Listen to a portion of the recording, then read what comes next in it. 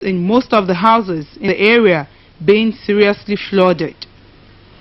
Various pleas to the relevant Lagos State government agencies to rectify this unpleasant and unacceptable situation have not yielded any appreciated breakthrough.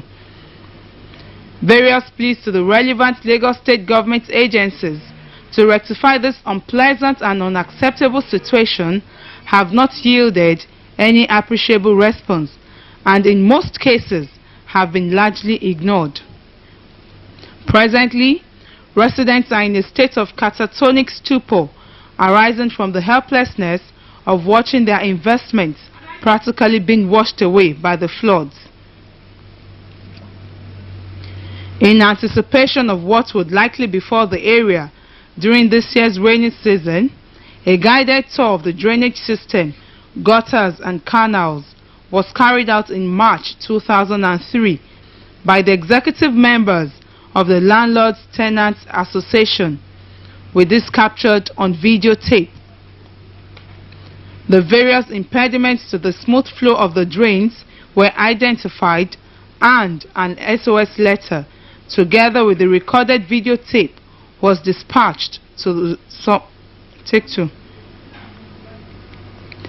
The various impediments to the smooth flow of the drains were identified, and an SOS letter, together with the recorded videotape, was dispatched to some of the Lagos State government agencies responsible for preventing and controlling flood situations in state. This exercise was to no avail.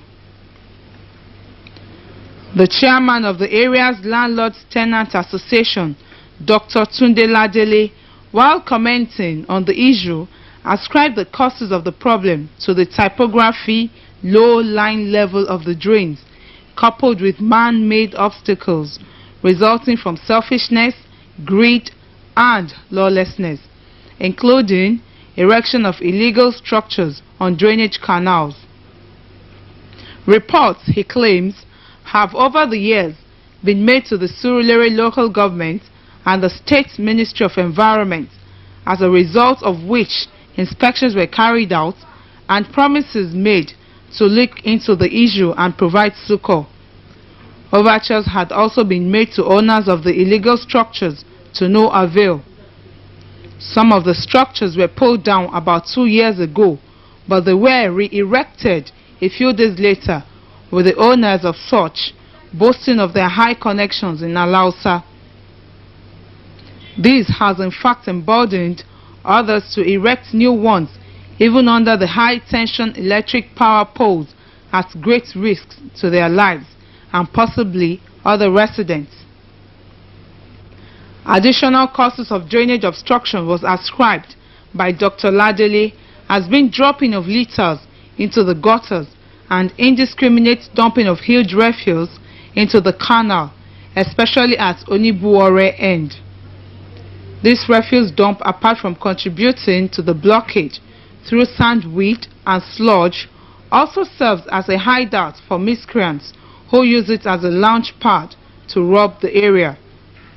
Realizing the calamity that will befall them should the heavens open up, the residents practically went on their knees pleading with government to urgently come to their rescue. The worst fears of the residents were surpassed when the heavens opened up on April 19th, 2003. A comical horror could not have been better conceptualized, except that it was real trauma and emotional distress for the actors. The gutters no longer drain into the canal as a result of the severe, massive illegal structures erected on it. The water is thus stagnant and overflowing into the rooms of residents, even reaching above the knees of adults. Desperate efforts are being made to reduce the water in these apartments through strenuous bailing of water. No sooner than water was bailed out that the apartments get filled with more. Helplessness and despair took over. Properties and hard-earned investments are destroyed and lost. Lives, especially of children, are at risk and indeed grimly endangered. Many of the residents are seen wading through the flood in a state of resignation and confusion, while some are making frantic efforts to save whatever is left of their property. Many have been rendered refugees, with family members separated and distributed among kith and kin for the purpose of accommodation. The risk of catching diseases, being bitten by snakes, and even electrocution is real. Frustrations and anguish of some residents are as captured. Confusion and despair soon gave way to anger as some residents gathered to pull down the fence of an illegal structure.